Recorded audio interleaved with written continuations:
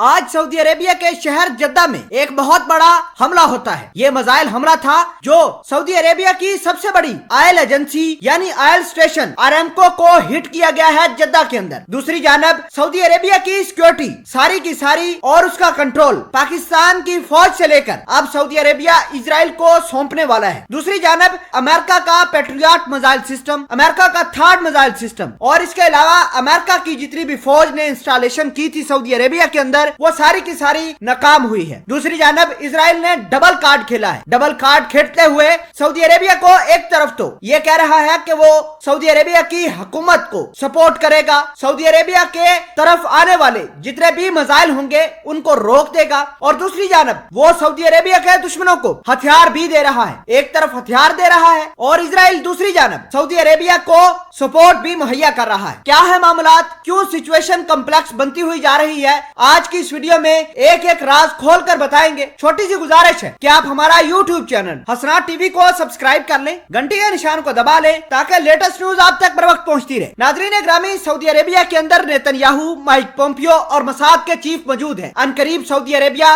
Mossad को और उसके अलावा इजराइल को एक्सेप्ट करने वाला है। सऊदी अरेबिया के अंदर इजरायली वजीर आजम नेतन्याहू, माइक पोम्पियो और मोसाद के चीफ जैसे ही मौजूद थे, उसी वक्त बड़े खतरनाक किस्म के धमाके होते हैं और ये जद्दा के अंदर धमाके होते हैं और आरामको के उस स्टेशन को निशाना बनाया जाता है जो बिल्कुल जद्दा एयरपोर्ट के करीब पड़ता है। नाजरीन ग्रामी, आपको ये बता दें कि जद्दा एयरपोर्ट दुनिया का बहुत बड़ा एयरपोर्ट है, बड़ा मसरूफ एयरपोर्ट है। जितनी भी टूरिज्म आती है सऊदी अरेबिया के अंदर, जितने भी हुज्जाज किराम आते हैं और जितने भी जियारत वगैरह करने के लिए आते हैं, सब के सब जद्दा के एयरपोर्ट से होकर जाते हैं। लेकिन इसका मतलब यह है कि हौसी बागियों ने एक दो महीने के अंदर अंदर ऐसी टेक्नोलॉजी हासिल कर लेंगे जो सऊदी अरेबिया के जद्दा एयरपोर्ट को निशाना बनाएंगे। नाजरीन ग्रामी, सवाल ये पैदा होता है कि ये टेक्नोलॉजी हौसी बागियों के पास दे कौन रहा है। तो आपको ये बता दें कि इजराइल ने डबल गेम खेली है। एक तरफ तो हौसी बागियों को ये वेपन दे रहे हैं, दूसरी जानब उनसे वेपन देकर सऊदी अरेबिया के ऊपर अटैक करवा रहे हैं, और नेतन्याहू खुद इजराइल के अंदर मौजूद हैं और कह रहे हैं कि देखो तुमने अमेरिका के थर्ड मिसाइल सिस्टम लिए, पेट्रियट मिसाइल सिस्टम लिए, तुम्हारा कुछ नहीं बना। लगातार हौसी बागी तुम्हें लगातार निशाना बना रहे हैं। इजराइल के वजीर आजम नेतन्याहू का यह मानना है कि सऊदी अरेबिया अमेरिका के जितने भी मिसाइल सिस्टम है वो यहाँ से निकाल कर इजराइल का मिसाइल सिस्टम लेकर आए। उस मिसाइल सिस्टम का नाम